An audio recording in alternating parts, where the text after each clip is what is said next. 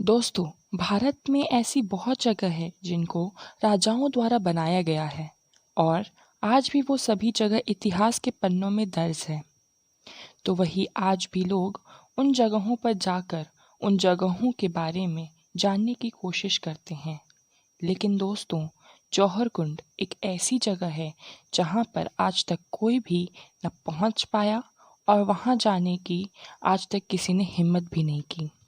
हर कोई वहां तक पहुंचने में नाकाम रहा।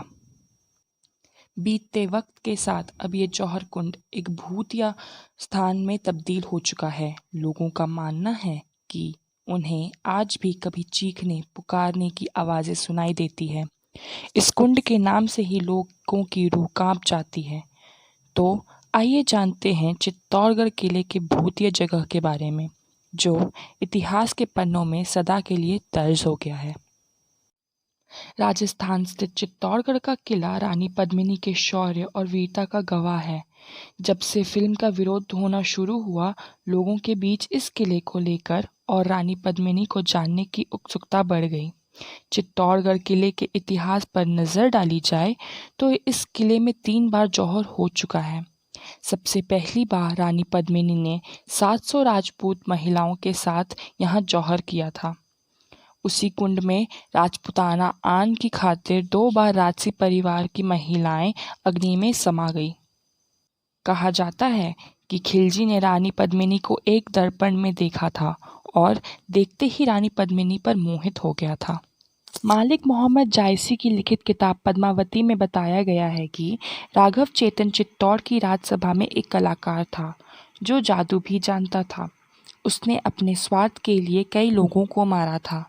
एक बार राजा रतन सिंह ने महल के में गैर कानूनी गतिविधियों में लिप्त राघव चेतन को पाकर उसे फौरन अपने महल से निष्कासित कर दिया।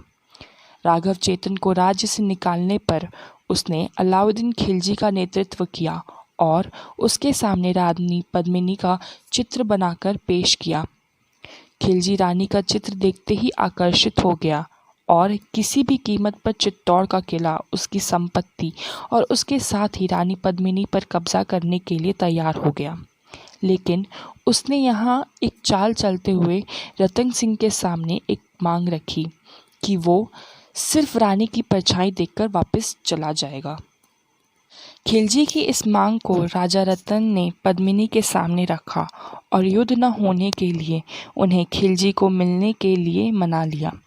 रानी पद्मिनी रतन सिंह की बात तो मान गई, लेकिन वह खिलजी के सामने नहीं आना चाहती थी।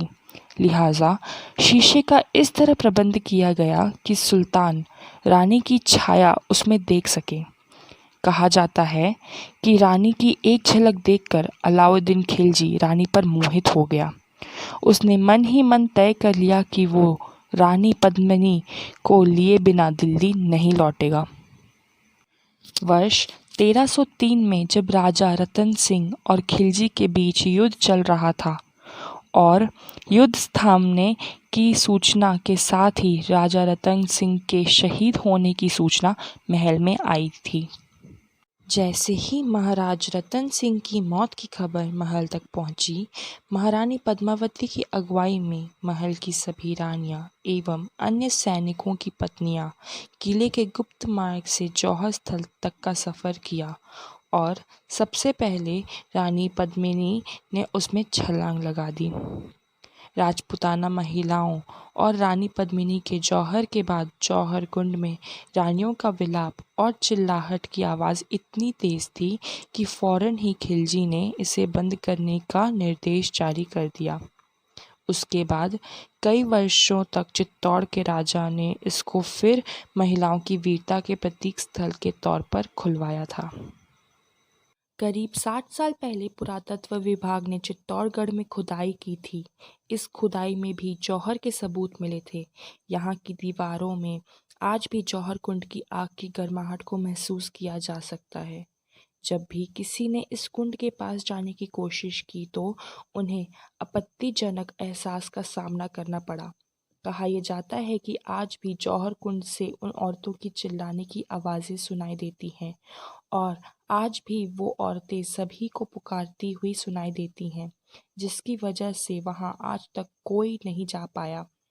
इन सभी वजहों से आज भी जौहर कुंड एक राज बना हुआ है। इस राज का पता आज तक कोई नहीं लगा पाया।